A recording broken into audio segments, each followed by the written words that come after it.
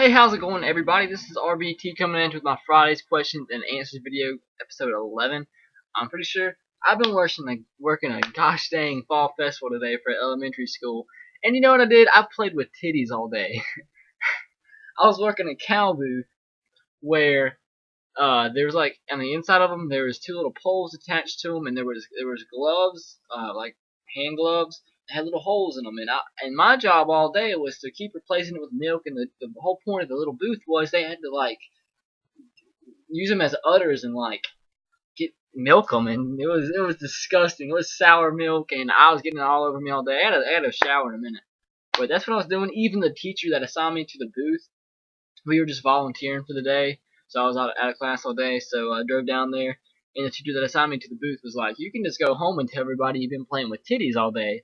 And I started busting out laughing, and everybody there thought it was hilarious. So I just wanted to share that with y'all. But anyways, this is my episode 11 questions and answers video. If you have a question for next week and you want to be featured in it, leave it in as a comment below. I don't care what the question is. I'll answer anything. It can be personal questions, sports related, anything, and I'll answer it for you guys in next week's episode. So go ahead and leave a question below.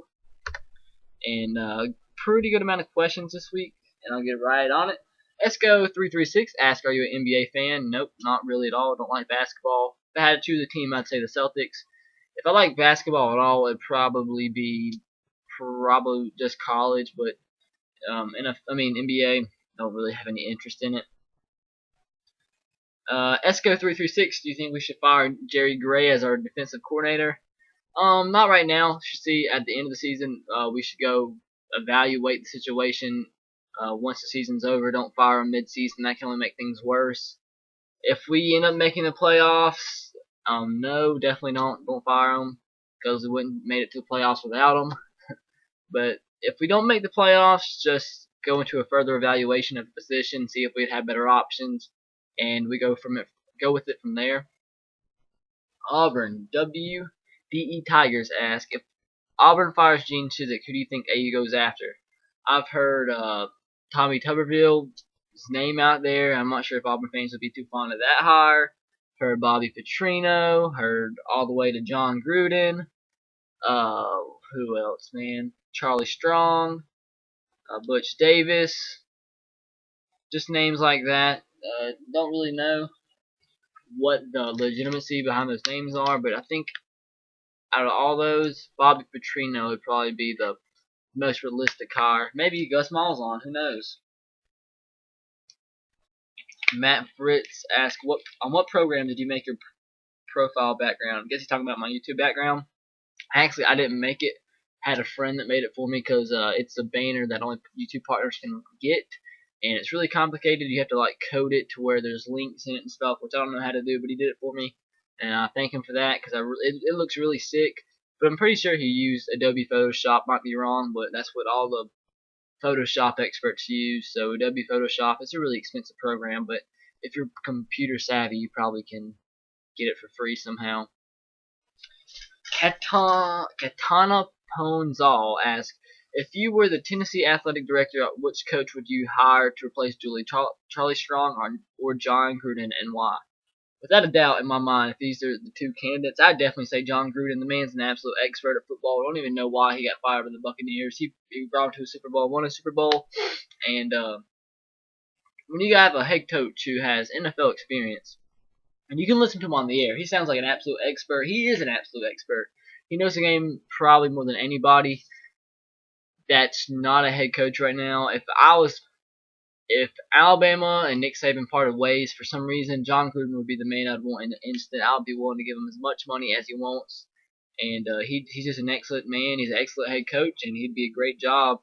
And I think he'd really excel as a college head coach. I really think he could pull a bunch of recruits in, not only because of his name, but his personality, his coaching style, just the way he goes about himself, his morals that he teaches to his kids, his players. He's just an absolute all-around great guy and great coach. So if he has any interest in the Volunteers, I'd be all in his ear all day, calling him every day of my life, trying to get this guy as a head coach. So out of those two, definitely, without a doubt in my mind, John Gruden. Kaitana Ponzal asking another question. Do you think the Titans have a chance of getting a wild card spot in the playoffs? Yes, I do, but it's very slim. If we would have won last week against the Colts, I would have a lot more hope and it'd be a lot better chance. But since we lost to the Colts, I don't. If I had to put it at a percentage, I'd say about 20% right now. Maybe 25, 30, but I'd go 20 right now. Alan Clinton 20 asks, do you think Georgia has any chance of beating Alabama if they both play in the conference championship game? No, not really. I mean, if they did have a chance, the defense, Jarvis Jones, would have to create some turnovers that put them in Alabama territory, and that'd be really their only chance. I don't think the offense would be able to move the ball. Maybe a year away they'd have a chance, but I think it'd be a 2-3 touchdown game maybe, as they played today. And also Alan Clanton 20 asked another question: who are your favorite athletes? Tim Tebow, Dustin Pedroia, Clay Buchholz, David Ortiz. I'm not going to sit here and name the whole Red Sox roster, but those are three main Red Sox that I like. Todd Reesing and Colt Brennan. Those are two guys that when I still was a quarterback, I modeled myself after. I watched every game how they played. I just tried to imitate them. I was just watching highlights of them the other day, and that's crazy how they're two of my favorite athletes, and they don't even have a job. They're both more football wise. I know Todd Reesing's not an accountant at a firm or something like that. Might be wrong, but he's not playing football anymore. He didn't get signed by any NFL team, and he got cut by Canadian League. And the man's an absolute, just all-around great guy, great quarterback. Don't know why anybody didn't give him a chance. Colt Brennan, if you don't remember, he's the guy from Hawaii that broke all the records. He's the one that really brought the run-and-shoot offense of June Jones to the national spotlight. He is one of the first teams to actually make it to a BCS Bowl, aside from Boise State. That was not a non-automatic qualifier. It was just fun watching their offense. Probably, I don't know why I was so attracted to Hawaii and the way they played in Colt Brennan, but not in a homosexual way, but just the way they played football. And he got a shot with the Redskins, did all right. Then he ended up getting released for some reason, and then I think got signed by somebody else and he got cut. Then he tried to go the Canadian football route, and his team that he got signed with just right after he signed, they folded and they were no longer a team. And now he's without a job, got in a wreck, so he's been hurt. Nobody wants to give him a chance, so that's where he sits at right now. And I hope he gets a job because the man was absolutely talented. Derek Thomas 99 asked, what do you think about the Louisville Cardinals? And how good do you think Teddy Bridgewater is? Teddy Bridgewater is an extremely talented quarterback. He is the best quarterback that 95% of college football fans don't know. He is accurate. He does not turn the ball over. He can run it when he needs you to, when you need him to. He has a pretty good arm. If he was more consistent, that's the thing he's lacking. He's not consistent enough. That's hard to say when he's as accurate as he really is, but he needs to be more consistent. He's only a sophomore, so he has at least a year left. He'll probably play till he's a senior. Louisville, I don't think they're gonna lose another game or lose a game. They're undefeated, 9-0, 8-0, 9-0. They're a good team. They're finding ways to win. They don't always win the prettiest ways, but like I say in every video, that no matter how you win, a win's a win, and that's all that matters. You keep on moving to the next week. I don't see a team on their schedule that could really beat them. Rutgers is probably their biggest battle so far, or the biggest battle they have left. But Rutgers lost to Kent State, and their quarterback at Rutgers is not putting them in good situations. He threw 6 interceptions against Kent State, and I think Louisville is just going to find a way to beat them. So, this is the long shot. I'll give this scenario a 2% chance of happening, maybe even a 1% chance. But if LSU loses, they'll have 2 losses. If I don't know about Florida, but Georgia, they're probably going to lose to whoever they play in the SEC championship game, so that gives them 2 losses. And then maybe if Kansas State loses a game, if Notre Dame loses a game, Oklahoma already has 2 losses, and who's the other one? Oregon. If they lose a game, which they possibly can against Oregon State, and Louisville remains undefeated, they could creep their way up there and maybe be a national championship contender, which is a long shot considering they're in the Big East. But I mean, there's always the possibility if everybody gets a loss or two losses, that an undefeated Louisville team can move on up there. I mean, we'll see what happens. That'll be an interesting thing to watch. And I'm always a guy for giving teams like this opportunity. I mean, it's different when you got a team like Boise State who plays absolutely nobody throughout the season. But Louisville, they played Kentucky. They played some pretty tough teams. They played North Carolina, so they went to two pretty good teams. Well, Kentucky, they're an SEC team, so you have to give them that. And in Kentucky, their only win on the season is against Kent State, and they blew them out, which is a team who beat Rutgers, so they're not a bad team as well. But they play in the SEC, and the SEC is just tearing them up. But North Carolina's a pretty daggone good team, and Louisville beat them. So that's two out of the conference BCS teams that they beat. That's something Boise State didn't do, and that's why I never thought they should have had the respect that they did. And they're playing a Big East schedule, which is quality teams, not your best teams in the country, but quality teams. So give them some consideration. I'd rank them up there. I'd probably have them 6-5 right now. But I mean, I don't think people, modern day voters and modern day fans, would actually give a team like this a chance. But I wish they would. That's enough on Louisville. Chris71077 asks, what is your favorite sports movie of all time, and have you ever seen Remember the Titans? Yes, I have seen it, but it's been a really, really long time, and I honestly don't remember what happens. And what's my favorite sports movie? Probably, I have a bunch. If I had to choose, dang, I can remember Benchwarmer, it's a hilarious movie. Fever Pitch, my favorite baseball movie. Rookie of the Year, great movie. Moneyball is probably my favorite. Rookie of the Year, I watched that a few days ago. I haven't seen that movie in forever. Sandlot. We Are Marshall, Invincible, Field of Dreams. Just a bunch of movies, but if I had to choose one favorite, it'd probably be Moneyball. I've already seen that like 5-6 times already. Great movie. SEC Guy 06, have you ever had your heart broken or something similar to it? How did you overcome it? To be completely honest, right now, that's what I'm going through in my life, and I'm still figuring out how to overcome it. But I guess I've been having better days lately.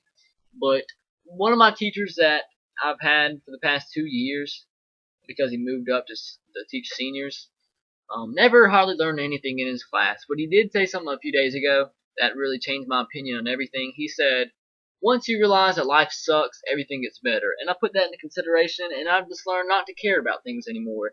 Let them go, and I am getting happier as days go on.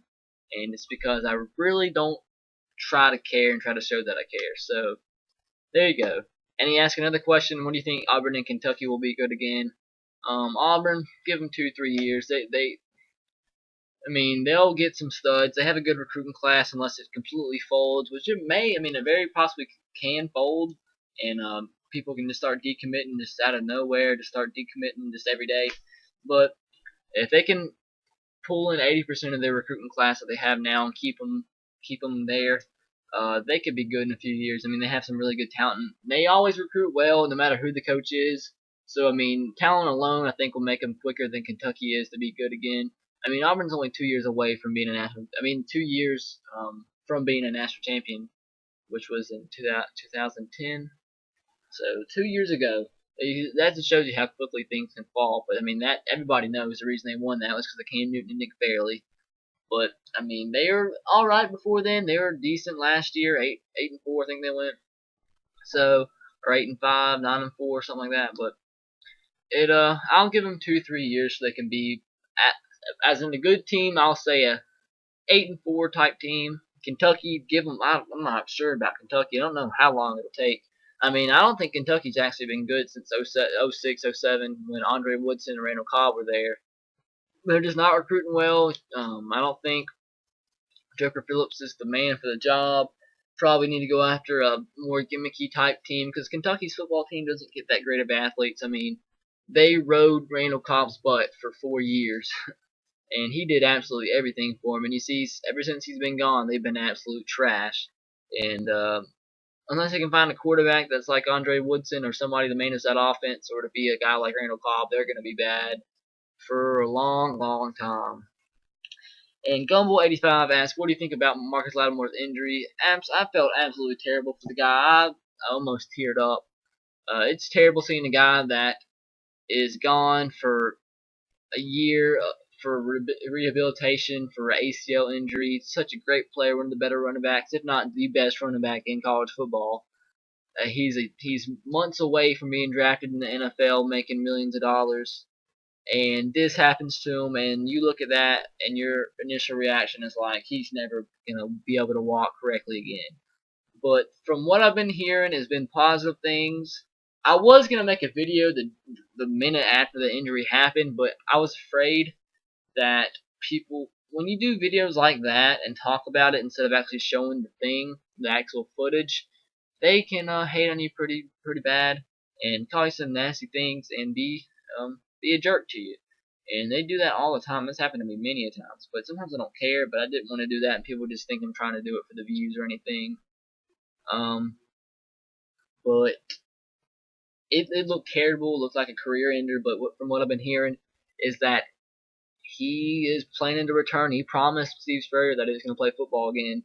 But more than likely, he's not going to play next year. He's probably going to need more than a year to rehab and to strengthen that knee and be completely sure that it's 100%. So if he waits to redshirt next year and plays the following year, that'll be what? This is November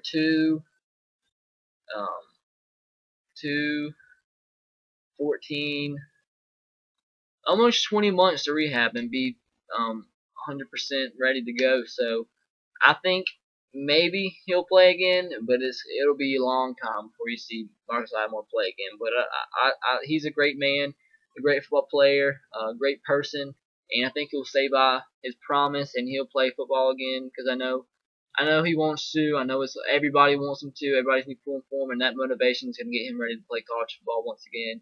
This ain't going to make him stop.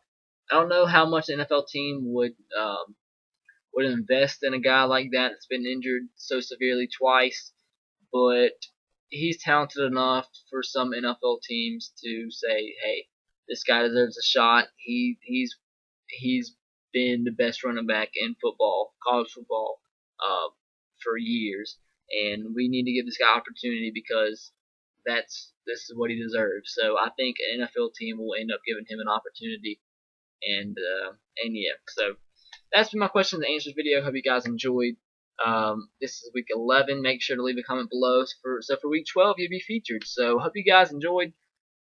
I just said this, but comment below. Leave a question to me about anything. Don't care, and I'll answer it. So see you guys next week.